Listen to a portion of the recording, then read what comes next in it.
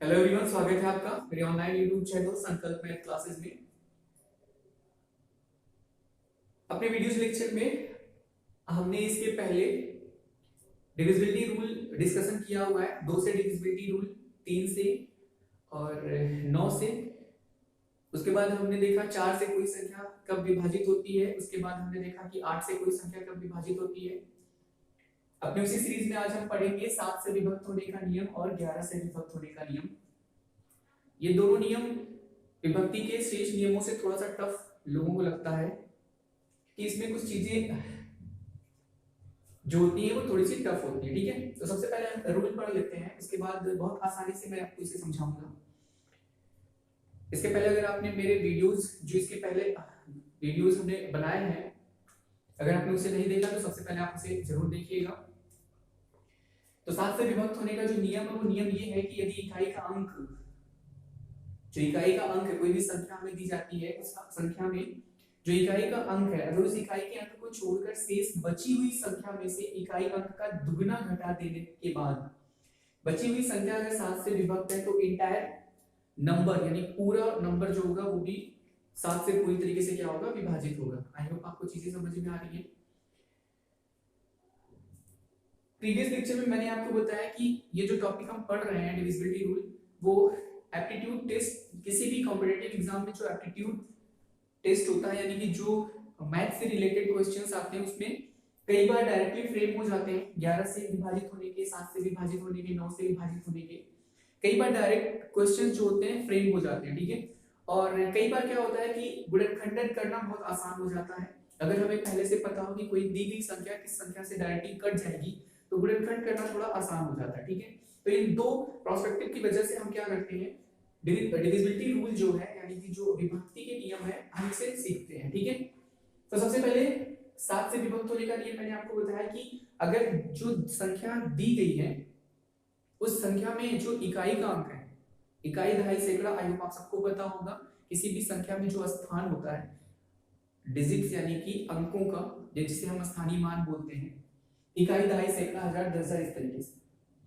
तो 7 से विभक्त होने के नियम में हमने ये पढ़ा कि कोई भी संख्या 7 से विभक्त तब होगी जब दी गई संख्या में इकाई का अंक जो उसे छोड़कर, उसे अगर हम छोड़ दें तो शेष बची हुई जो संख्या होती है उस संख्या में से इसी इकाई के अंक का दुगना अगर हम घटा दें, घटाने के बाद जो संख्या हमें मिले वो संख्या अगर 7 से विभक्त हो तो हम बता सकते हैं कि पूरी संख्या भी 7 से क्या होगी, डिविजिबल होगी। आई होप आपको चीजें समझ में आ रही है। एग्जांपल से मैं आपको समझाने की कोशिश करता हूं। जैसे यहाँ लिखा है संख्या 882, आपको ये बताना है कि जो संख्या 882 लिखी गई है ये संख्या 7 से विभाजित है या नहीं है। ठीक है, तो चलिए देखते हैं संख्या 882 जो है वो विभाजित है या नहीं है। 882 बाई रूल हमें करना क्या है, इकाई के अंक को छोड़ना है। तो इकाई, दहाई और सैकड़ा, यह है इकाई का अंक, यह है दहाई का अंक और यह है सैकड़ा का अंक। तो इकाई का अंक हमें क्या करना है, छोड़ना है। फिर शेष बची हुई संख्या में इसी इकाई के अंक का दुगना, तो इकाई का अंक अगर हम देखें तो 2 है, 2 का दुगना अगर हम करें तो हमें मिलेगा 4। इस 4 को क्या करना है, बची हुई संख्या में से घटाना है। तो 8 में से 4 जाएगा 4 और फिर ये हो गया 8। अब आपको संख्या कौन सी मिली, 84, 84। और आप सबको पता है कि 84 जो है वो 7 से विभाजित हो जाएगी। 12 के पहाड़ में आता है ना, ये 12 7 84 होता है ना, तो कट जाएगा। अगर आप नहीं कर पा रहे तो हम इसको डिवाइड भी करके चेक कर सकते हैं। 7 एक 7, यहाँ बचा 4, 7 दूनी 14, कट गया। इस तरीके से हमने देखा कि संख्या 882 जो है वो बाई रूल जब हमने इसे चेक किया, यानी इकाई के अंक को छोड़कर बची हुई जो संख्या थी वो 88 है, फिर इकाई के अंक का दुगना हमने किया तो वो 4 है, और बची हुई संख्या में से उसी इकाई के अंक का जो दुगना हमने किया था उसी को माइनस करना है। माइनस करने के उपरांत जो संख्या हमें मिली, हमने देखा कि वो 7 से पूरी तरीके से विभाजित है।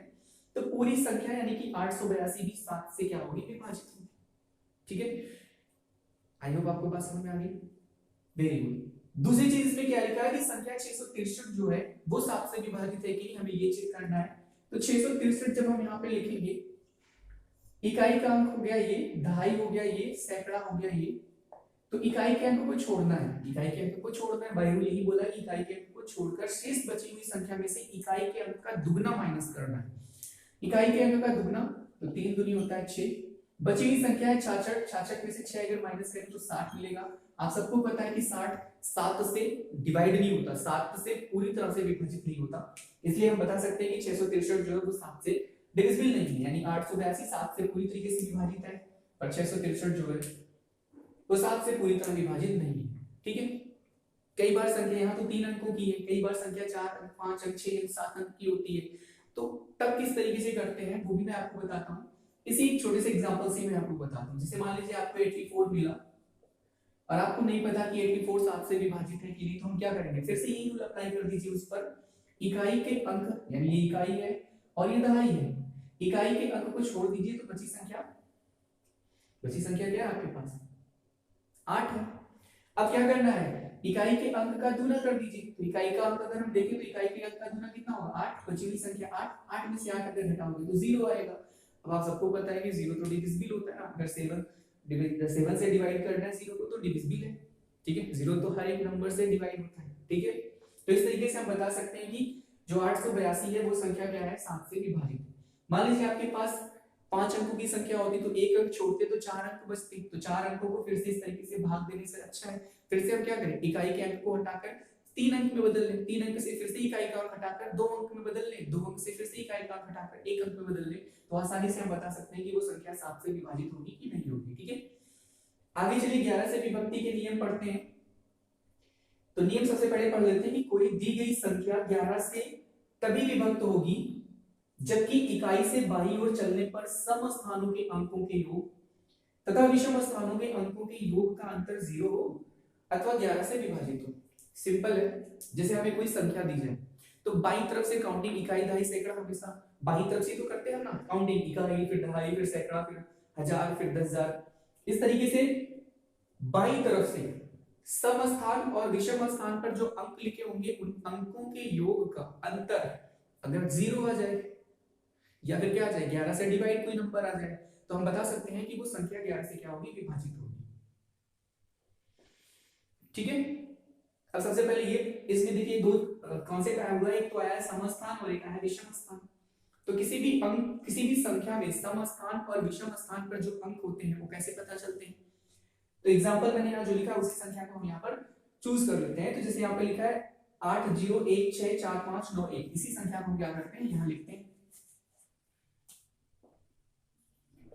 80164591। ठीक है, तो इस तरीके से ये 8 अंकों की संख्या है हमारे पास। अब इस 8 अंकों की संख्या में आप सबको पता है कि ये क्या है, फर्स्ट प्लेस पर होता है। ये कौन सी प्लेस पर होता है, फर्स्ट प्लेस पर। इसके बगल वाला फिर क्या हो जाएगा, सेकंड प्लेस पर, फिर थर्ड प्लेस पर, ऐसे ये फोर्थ प्लेस पर, ये फिफ्थ प्लेस पर, ये सिक्स्थ प्लेस पर, सेवेंथ प्लेस पर और ये है 8th प्लेस पर। आप सबको पता है कि सम और विषम होता क्या है, सम ऐसी संख्या होती है जो 2 से विभाजित हो, सम ऐसी संख्या होती है जो 2 से विभाजित हो, और 2 से विभाजन में आपने पढ़ा है कि 2 से वो संख्या विभाजित होती है जिनकी इकाई अंक या तो 0 या फिर 2 या 4 या 6 या फिर 8 में से कोई भी एक अंक अगर इकाई पर है तो वो 2 से क्या है, विभाजित है। इसका मतलब सम 2 से विभाजित होने वाले जितनी भी संख्याएं होंगी वो सम संख्याएं होंगी। तो यहाँ पर 2 से विभाजित होने वाले जितने स्थान होंगे वो सम स्थान होंगे। ठीक है, जैसे ये सेकंड 2 से विभाजित है, फोर्थ प्लेस ये भी इसमें 4 आ रहा है तो 2 से विभाजित है, 6 आ रहा है वो भी सम हुआ क्योंकि 2 से विभाजित है, 8 आ रहा है तो वो भी 2 के पहाड़ा में आता नहीं है, 2 से विभाजित होगा 8। तो इस तरीके से हम बता सकते हैं कि सेकंड फोर्थ 6 और 8 प्लेस जो होता है वो सम प्लेस यानी इवन प्लेसेस होता है, समस्थान होता है। ऐसे ही फर्स्ट यानी 1 3 5 7 इस तरीके से अगर आगे और भी गिनतियां हैं तो वो क्या हो जाएगा, विषम स्थान, यानी सम स्थानों को छोड़कर शेष बचा हुआ जो स्थान होता है वो विषम स्थान होता है। ठीक है, तो इस तरीके से हमने देखा कि जो संख्या हमें दी जाती है उस संख्या में सम स्थान क्या होता है और विषम स्थान क्या होता है। आई होप आपको समझ में आ गया होगा।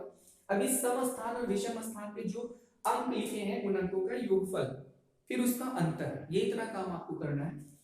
तो सम स्थान पर कौन सी संख्या लिखी गई, विषम, विषम स्थान वो होंगे जो 2 से विभाजित ना हो, 2 से विभाजित ना हो, या फिर जो 2 से विभाजित है वो सम, और सम स्थानों को छोड़कर शेष बचे हुए जो स्थान होंगे वो विषम। ऐसे भी आप इसको सीख सकते हैं। अब आगे देखिए क्या है, अब इसमें बोला गया है कि सम स्थान और विषम स्थान पर जो अंक लिखे गए उनका योग। तो विषम स्थान आपका क्या होगा, ये, फिर ये और फिर ये।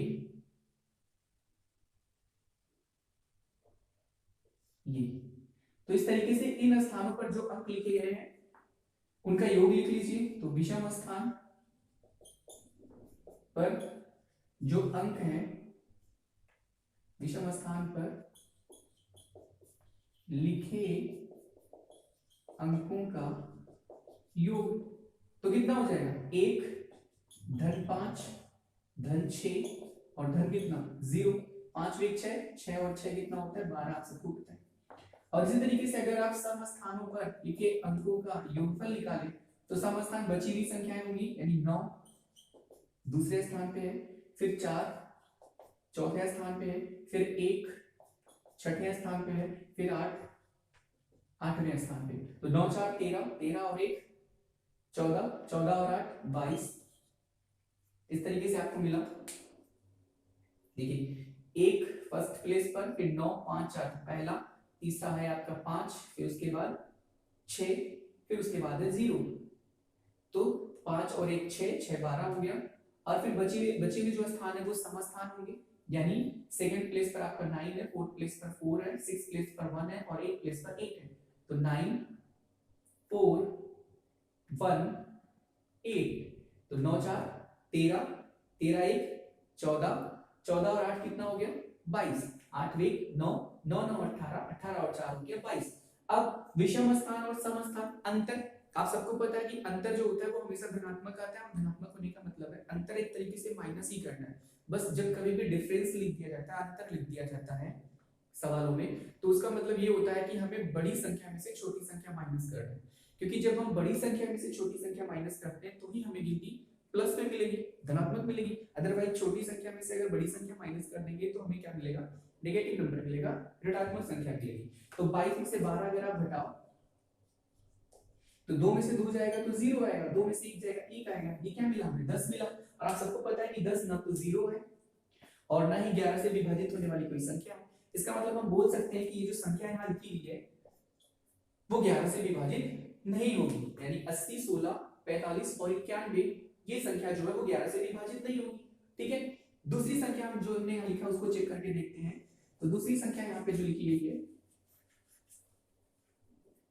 वो लिखी गई है 2 3 6 9 7 0 7 9।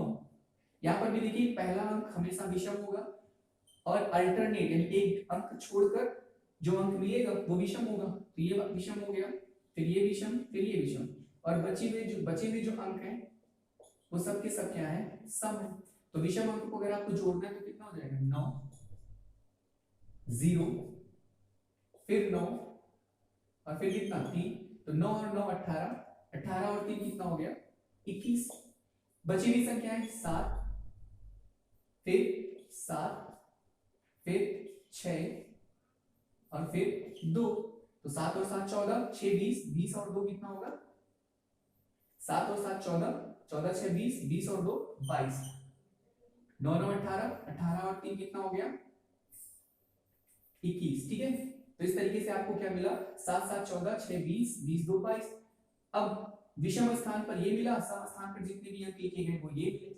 इनका जब अंतर निकालेंगे तो 22 में से 21 घटाएंगे तो कितना आएगा 22 में से 21 जाएगा 1 ना तो 0 है और ना ही 11 से विभाजित कोई संख्या, तो ये संख्या भी आपकी क्या है 11 से विभाजित नहीं होगी।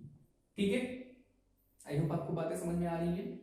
ठीक है, अब अगर यहाँ पर जहां 3 है अगर यहाँ 4 होता संख्या में, अगर यहाँ पे 4 लिखा होता तो आप देख सकते हैं 9 9 18 4 कितना हो जाता 22। और जब हम अंतर निकालते 22 में से 22 घटाते तो हमें क्या मिलता 0। और जैसे ही हमें 22 और 22 का अंतर 0 मिला तो बाय रूल हमने यही पढ़ा है कि विषम स्थानों और सम स्थानों पर जो अंक होते हैं उन अंकों का योगफल और फिर उसका अंतर, योगफल अलग अलग निकालेंगे फिर उसका अंतर बड़ी में से छोटे को माइनस करना होगा। इस तरीके से जो अंक हमें मिलेगा वो अंक अंतर करने के बाद जो संख्या हमें मिलेगी वो संख्या अगर 0 है या फिर 11 से विभाजित कोई संख्या है तो फिर हम बोल सकते हैं कि वो एंटायर यानी पूरा नंबर जो होगा वो 11 से विभाजित होगा। ठीक है, आई होप आपको 7 से विभाजित होने के नियम और 11 से विभाजित होने के नियम अच्छी तरह से समझ में आ गए होंगे। ठीक है, इसके प्रीवियस लेक्चर में हमने अब तक जो है वो 2 से विभाजित होने के नियम, 3 से विभाजित होने के नियम, 9 से विभाजित होने के नियम, 4 से और 8 से विभाजित होने के नियम सीख लिया है। उस पर बेस्ड कुछ क्वेश्चंस की प्रैक्टिस भी हमने की है और क्वेश्चंस किस तरीके से एग्जाम में फ्रेम होते हैं इसके बारे में भी सीख लिया। अगर आपने वो वीडियोस नहीं देखे हैं तो सबसे पहले आप उस वीडियो को जरूर देखिए। ठीक है, तो आज की वीडियो में हमने 7 से विभक्त होने का नियम और 11 से विभक्त होने का नियम सीखा और किस तरीके से हम चेक करते हैं कि कोई संख्या 7 से विभाजित है या फिर कोई संख्या 11 से विभाजित है। ठीक है, वीडियोस शॉर्ट ही होंगी ताकि आपको पढ़ने में कोई दिक्कत ना हो, एक एक कॉन्सेप्ट करके हम क्लियर करते हुए चलेंगे। ठीक है, और आप सबको पता है कि ये कॉम्पिटिटिव एग्जाम के पॉइंट ऑफ व्यू से बहुत इंपॉर्टेंट होते हैं, बेसिक होते हैं। ठीक है, इनको सीखे बगैर जो क्वेश्चंस है उनको आसानी से टैकल, उनको आसानी से सॉल्व नहीं किया जा सकता। ठीक है, अगर आपको ये वीडियोस पसंद आ रहे हैं तो वीडियो को लाइक, शेयर और सब्सक्राइब जरूर करिए। मिलते हैं अपने नेक्स्ट वीडियो में, तब तक के लिए धन्यवाद।